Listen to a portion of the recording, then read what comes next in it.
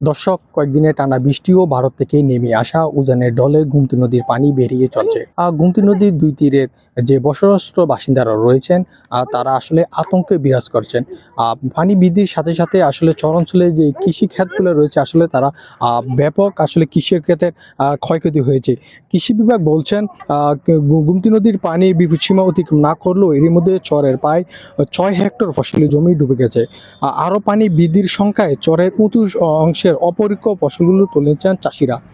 কুমিল্লা সদর, বুড়িচং, ব্রাহ্মণপাড়া ও দেবিদ্বার উপজেলার গুমতিচরের বিভিন্ন এলাকায় গিয়ে দেখা গিয়েছে আবাদ করা করলা, মূলা, মিষ্টি কুমড়া, লাউ, সিসিঙ্গা সব মৌসুমী সবজিগুলো তলিয়ে গিয়েছে।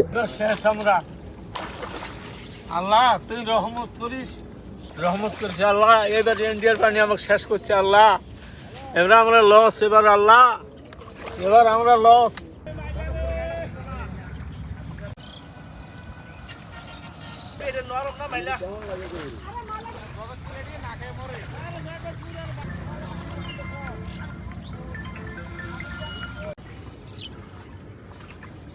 এদিকে কৃষকরা বলছেন তারা আসলে 24-এর যে ভয়াবহ বন্যা এখনো আসলে তার কাটিয়ে উঠতে পারে নাই।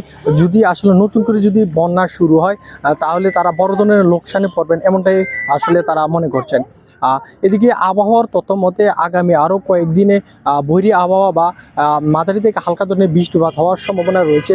যদি টানা ভারী বর্ষণ না হয় তাহলে গুমতির যে জলস্রোত দ্বারা সেটি স্বাভাবিক থাকবে বলে মনে করছেন পানি উন্নয়ন বোর্ড।